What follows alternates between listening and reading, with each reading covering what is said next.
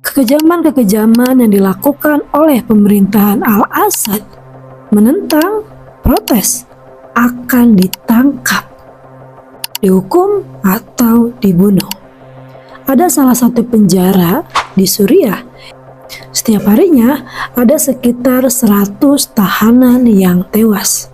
Mayat-mayat tahanan itu akan dibiarkan menumpuk di toilet berhari-hari hingga akhirnya diangkut oleh truk pengangkut sampah.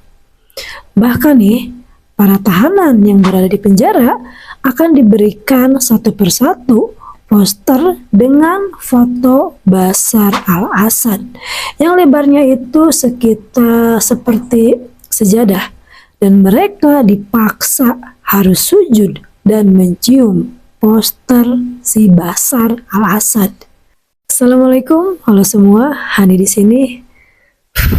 Hampir 3 bulan lebih gak bikin konten. Alhamdulillah sekarang bikin lagi. Baru-baru ini aku nonton berita tentang runtuhnya rejim Bashar al-Assad di Suriah.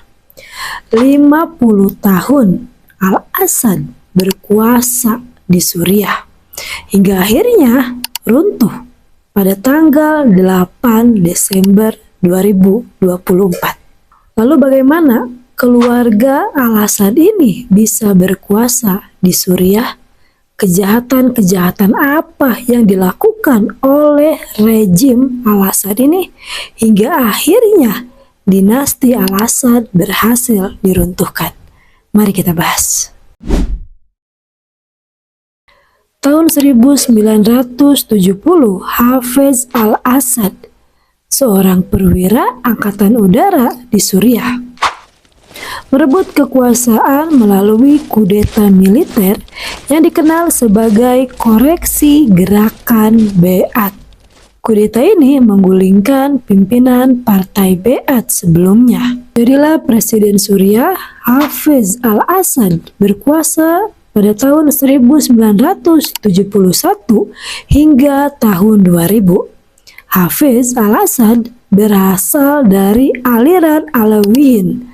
Menurut beberapa sumber yang aku baca, aliran Alawiyin ini, mereka ini tidak menyembah Allah, tetapi mereka menyembah Ali bin Abi Thalib.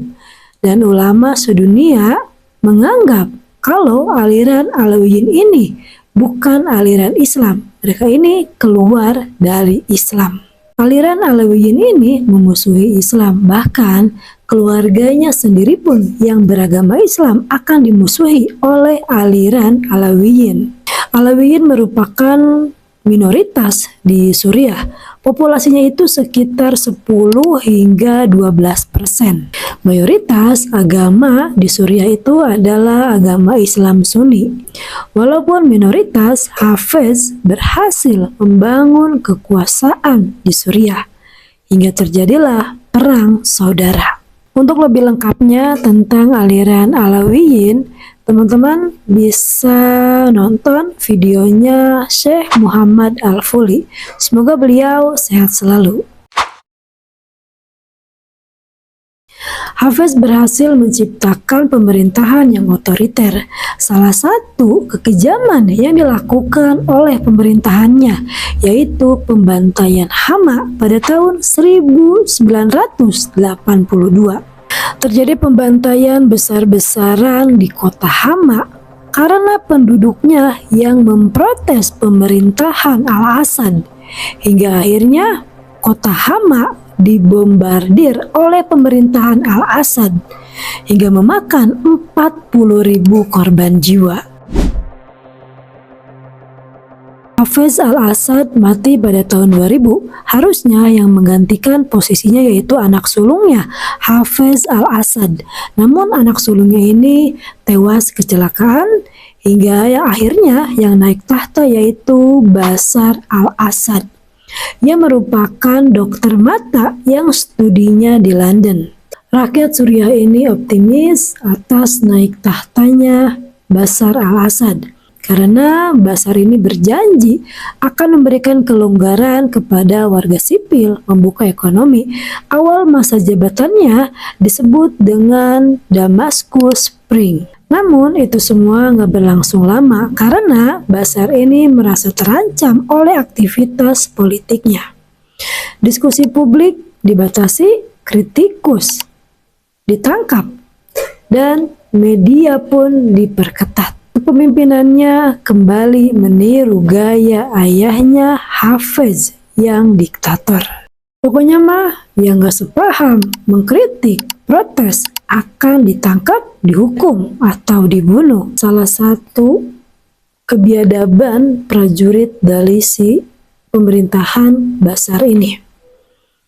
Ada salah satu perempuan yang ditangkap, kemudian dicek handphonenya oleh prajuritnya si Al-Assad ini. Ketika dicek, di handphonenya itu ada video-video murotal.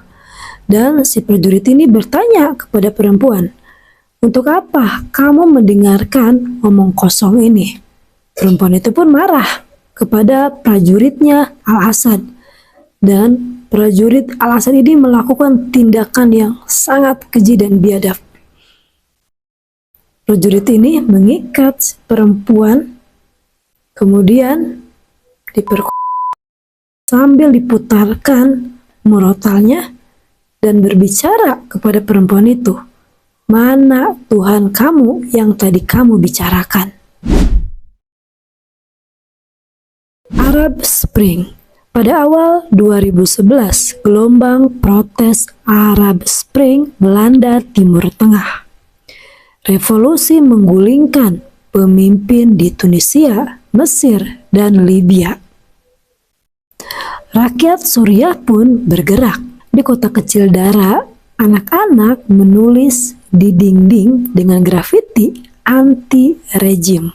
Rakyat yang ingin menjatuhkan rejim akan ditangkap, dipenjarakan, disiksa, dibunuh, ataupun tidak dibunuh, mereka tidak akan kembali kepada keluarganya.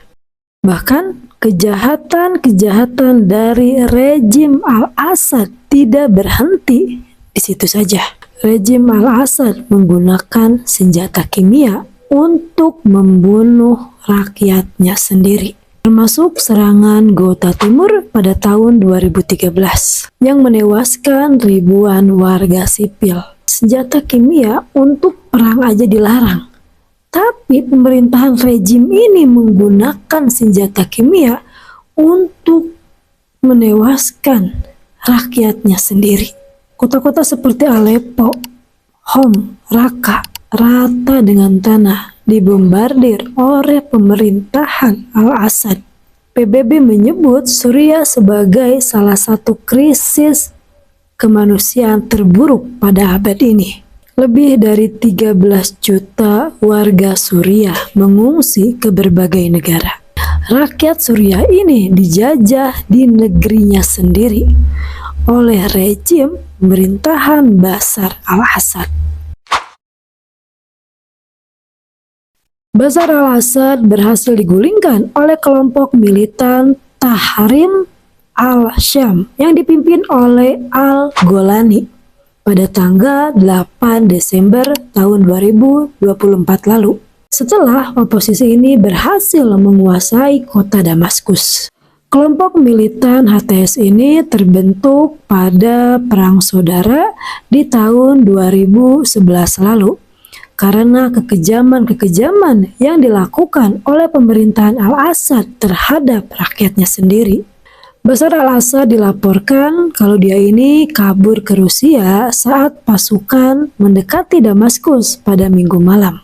Apakah beliau Al-Ghanali akan menjadi pemimpin selanjutnya di Suriah setelah berakhirnya pemerintahan rejim keluarga Al-Assad selama 50 tahun berkuasa? Berikut pembahasan tentang rejim Al-Assad, semoga bermanfaat. Kurang lebihnya mohon dimaafkan. Kalau teman-teman tahu lebih lengkap boleh tolong share di kolom komen. Semoga Suriah mendapatkan pemimpin yang care terhadap rakyatnya. Terima kasih, sehat-sehat, sampai jumpa di video selanjutnya. Assalamualaikum.